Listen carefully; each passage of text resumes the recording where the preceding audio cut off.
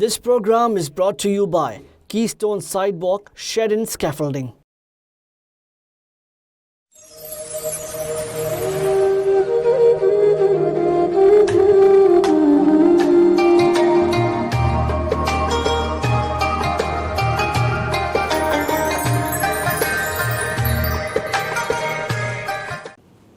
Bismillahirrahmanirrahim. Alhamdulillahi Rabbil Alameen. والعاقبة للمتقين والصلاة والسلام على سيد الأنبياء والمرسلين نبينا محمد وعلى آله وأصحابه أجمعين. يقول الله تبارك وتعالى في محكم تنزيله: أعوذ بالله من الشيطان الرجيم. بسم الله الرحمن الرحيم. شهر رمضان الذي أنزل فيه القرآن. وقال تعالى: إن هذا القرآن يهدي للتي هي أقوم ويبشر المؤمنين الذين يعملون الصالحات أن لهم أجرا كبيرا. صدق اللہ العظیم. وائس آف ساؤتھ ایشیا کے اس خوبصورت پلیٹ فارم سے احکام رمضان کی ٹرانسمیشن سے آپ سے ملاقات کی سعادت حاصل ہو رہی ہے. آج ہم رمضان مبارک کے اندر رمضان اور قرآن کے عنوان سے گفتگو کرنے کی کوشش کریں گے کہ رمضان مبارک کا قرآن کریم اور قرآن مجید کے ساتھ کیا تعلق ہے، جس کی وجہ سے اللہ تعالیٰ نے رمضان کو قرآن کا مہینہ قرار دیا ہے. Allah subhanahu wa ta'ala in his holy Quran introduced this holy month by saying it's the month of Quran. اگر ہم رمضان کی بات کرتے ہیں تو رمضان کا لفظ سنتے ہی ذہن میں جو سب سے پہلی چیز آتی ہے وہ آتا ہے روزہ. تو ہونا یہ چاہیے تھا کہ اللہ رمضان کا تعارف قرآن میں یوں کرتا کہ رمضان تو روزے کا مہینہ ہے، رمضان تو روزہ داروں کا مہینہ ہے، رمضان تو روزہ رکھنے اور اس کے وجہ سے اجر کے پانے کا مہینہ ہے. اللہ نے ایسا تعارف نہیں کرایا. قرآن میں ایک ہی جگہ اللہ تعالیٰ نے رمضان کا تعارف کرایا، ایک لمبی آیت کے اندر. تو اس تعارف کے اندر اللہ قرآن کے آیت میں رمضان مبارک کا مہینے کا تعارف یوں فرما رہے ہیں کہ شہر رمضان الذی انزل فیہ القرآن، کہ رمضان مبارک وہ مہینہ ہے جس میں قرآن کو اتارا گیا ہے. مفسرین کہتے ہیں قرآن کریم چونکہ ہدایت کے لیے ہے اور قرآن کریم کو رمضان کے اندر اپنانے اور اس کی تعلیمات کے مطابق اپنی زندگی کو گزارنے سے انسان کے اندر اس بات کی آسانی پیدا ہو جاتی ہے کہ وہ رمضان مبارک کے بعد بھی اس قرآن کریم کو اور اس کے مطابق اپنی زندگی کو کنٹینیو کر سکتا ہے. اللہ کیوں فرما رہے ہیں الذی انزل فیہ القرآن؟ کیونکہ رمضان المبارک یہ وہ مہینہ ہے جسے اللہ تعالیٰ نے قرآن کریم اور اسی طریقے سے دیگر آسمانی کتابوں کے نازل کرنے کے لیے جس مہینے کا انتخاب فرمایا ہے وہ رمضان المبارک ہے. اس لیے قرآن ہو یا دیگر آسمانی کتب ہو، ان کا رمضان سے ایک گہرا تعلق ہے. پھر دوسری بات یہ بھی ہے کہ رمضان المبارک کے اندر انسان قرآن کی تلاوت کرتا ہے، قرآن کی تلاوت کے اندر کثرت کرتا ہے، اس کو نماز میں پڑھتا ہے، نوافل میں پڑھتا ہے، قیام اللیل میں پڑھتا ہے، تراویح میں سناتا ہے اور اس کو اپنے لیے ہدایت کا ذریعہ بناتا ہے. کیونکہ اللہ فرما رہے ہیں ان ھذا القرآن یہدی للتی ہی اقوم، بے شک یہ کتاب، بے شک یہ قرآن لوگوں کے لیے، امتوں کے لیے ہدایت کا باعث ہے. اب قرآن ہدایت کا باعث کیسے ہے؟ قرآن ہدایت کا باعث ایسے ہے کہ اگر ایک شخص قرآن کی تلاوت کرتا ہے اور اس کو سمجھنے کی کوشش کرتا ہے اور اس کے معانی کے مطابق اپنی زندگی کو گزارنے کی کوشش کرتا ہے تو یقیناً یہ قرآن اسے سیدھے راہ کی طرف دکھاتا ہے اور اسے لے کے جاتا ہے.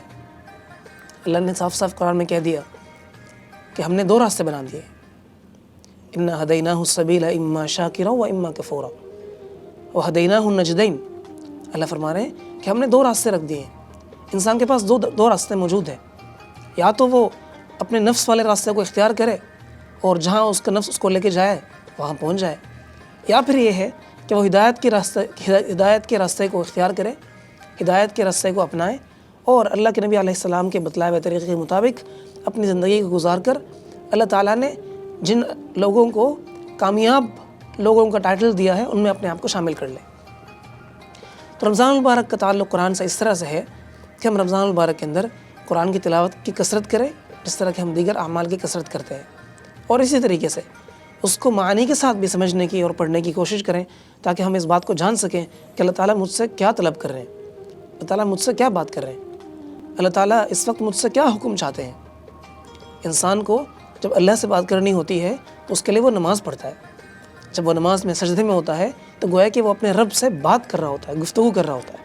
اور جب انسان کو یہ معلوم کرنا ہو کہ اللہ مجھ سے بات کر رہے ہیں، اللہ مجھ سے مخاطب ہے، اللہ مجھ سے کچھ کہنا چاہ رہا ہے، تو اس کو سمجھنے کا اور اس کو محسوس کرنے کا سب سے بہترین طریقہ کیا ہے کہ وہ قرآن کریم کھولے اور اس کو پڑھنا شروع کر دے. اور قرآن کریم کو پڑھنا چاہے وہ معنی کے ساتھ ہو یا بغیر معنی کے ہو، چاہے وہ صحیح طریقے سے ہو چاہے وہ اٹک اٹک کر ہو، ہر صورت میں ثواب سے خالی نہیں ہے. ہونا تو یہ چاہیے تھا کہ اللہ کی کتاب ہے، اللہ کا کلام ہے، اس کو ہمیں پڑھنا ہم پر ضروری ہے. ظاہر ہے اس کے بغیر ہمارے لیے کوئی ہدایت کا راستہ نہیں ہے. تو ہونا یہ چاہیے تھا کہ ہم قرآن پڑھ لیتے اور اس کو سمجھ لیتے. لیکن اللہ تعالیٰ نے اس قرآن کی اہمیت کو بڑھا کر رکھنے کے لیے اور اسے ہم سب کو سمجھانے کے لیے قرآن کریم کی تلاوت کو، بلکہ بعض فقہا کے نزدیک محض قرآن کریم کو چھونے کو بھی اللہ تعالیٰ نے ثواب کا باعث قرار دیا ہے.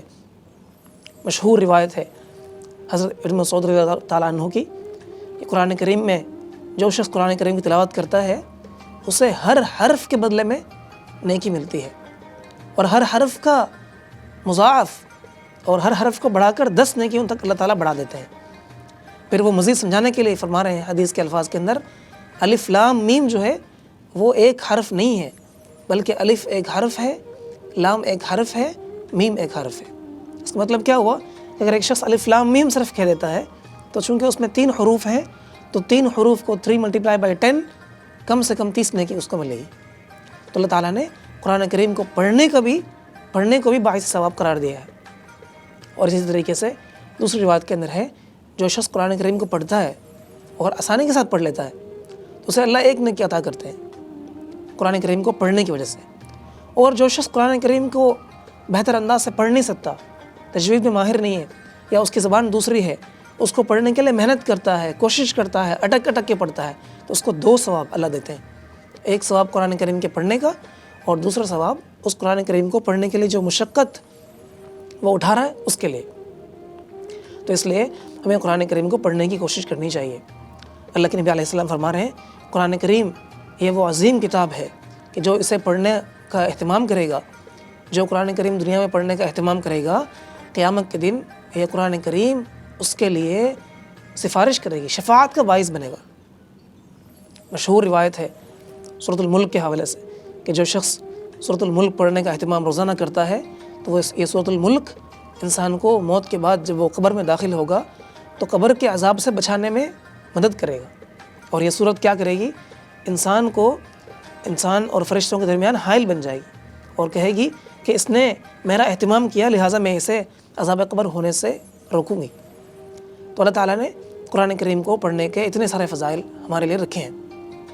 اب رمضان المبارک کے اندر چونکہ انسان کا دل بہت نرم ہو چکا ہوتا ہے اور ایک ماحول مل رہا ہوتا ہے، ایک کلچر ہوتا ہے عمل کرنے کا، ایٹماسفیئر بنا ہوا ہے ایک عمل کا.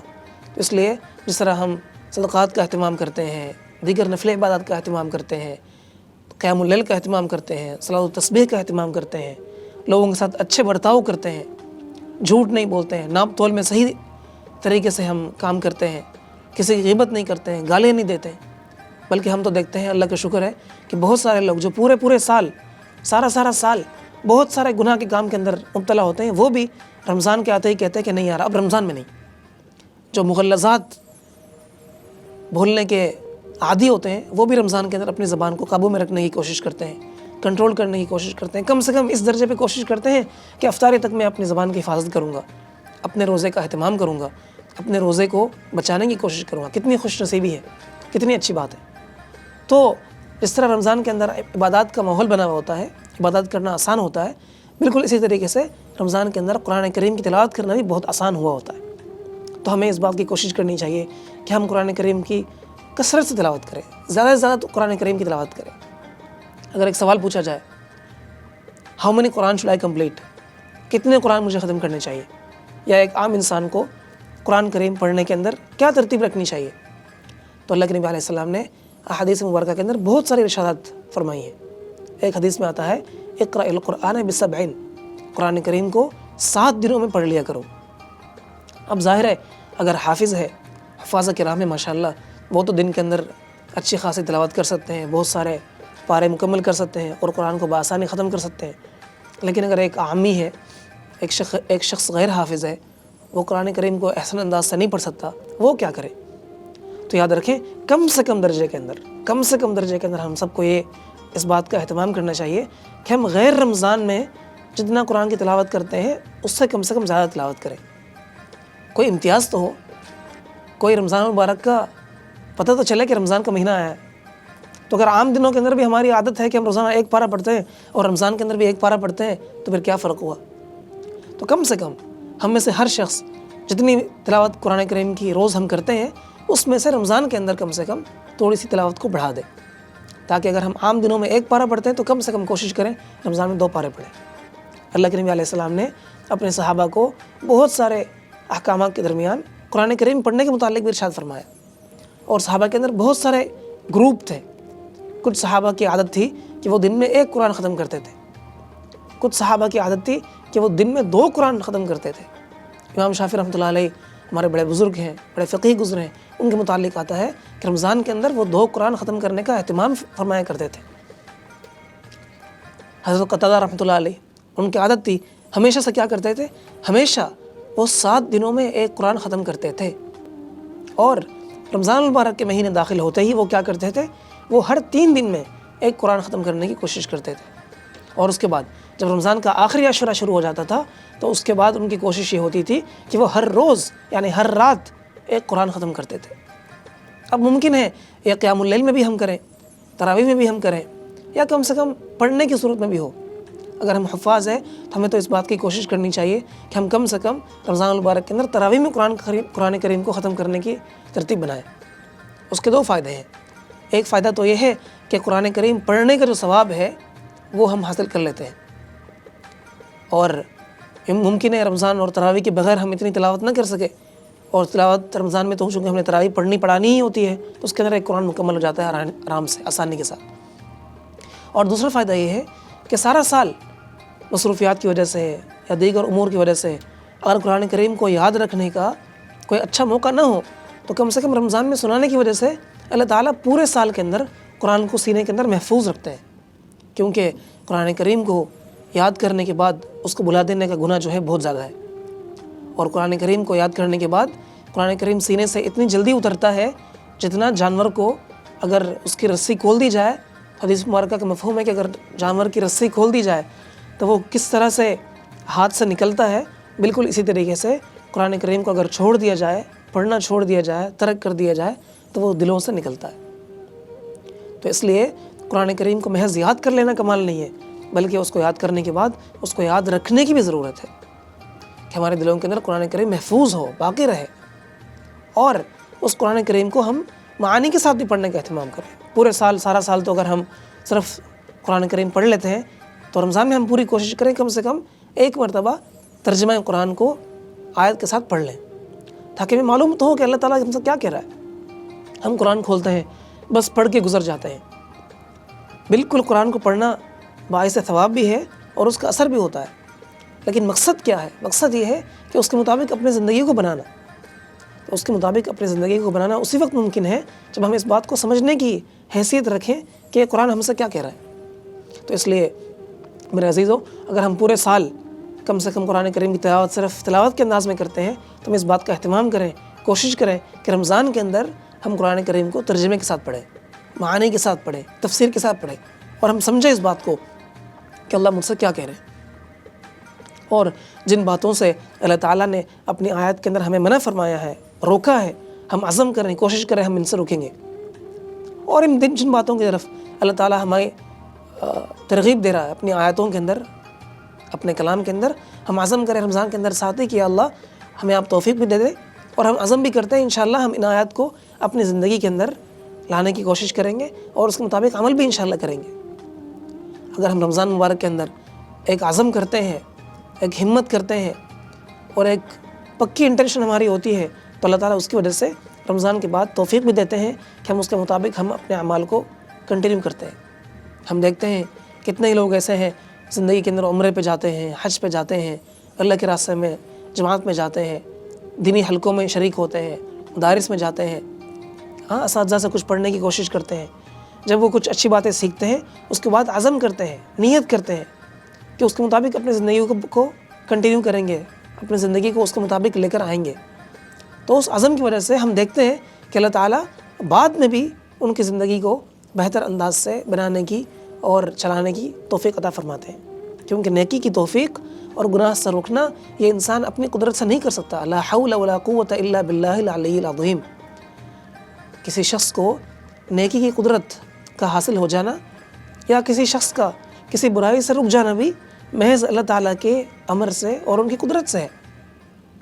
ہم دیکھتے ہیں ہمارے ساتھ کے دوست یار، ہمارے محلے عزیز اقارب میں سے کتنے لوگ ایسے ہوتے ہیں جو صرف 3 دن کے لیے جماعت میں چلے جاتے ہیں، یا کسی استاد کے، کسی عالم کے علمی حلقے مجلس میں بیٹھتے ہیں، کسی بزرگ کی کچھ باتیں سن لیتے ہیں اور وہ ان کے لیے کافی ہوتا ہے، اس سے ان کی پوری زندگی بدل جاتی ہے. تو کیوں نہ میں اور آپ بھی اس قرآن کریم کو اور اس رمضان المبارک کو ہمارے لیے ایک چینجنگ رمضان بنائیں. اور اس کے لیے ہمیں کچھ کرنے کی ضرورت نہیں ہے، ہم قرآن کریم کو پڑھیں. اور قرآن کریم بالکل ڈائریکٹ اللہ کی بات ہے، اس میں کوئی واسطہ نہیں ہے، کسی بزرگ کا، کسی شخص کا، کسی استاد کا، کسی عالم کی بات نہیں ہے. اللہ کا کلام ہے ڈائریکٹ. اللہ مجھے اور آپ کو مخاطب کر رہے ہیں، یا ایھا الناس، اے لوگو، یا ایھا الذین آمنوا، اے ایمان والو. یہاں تک کہ اللہ تعالیٰ تو گناہ گار بندوں کو بھی مخاطب کرتا ہے. قل یا عبادی الذین اسرفوا علی انفسہم لا تقنطوا من رحمت اللہ.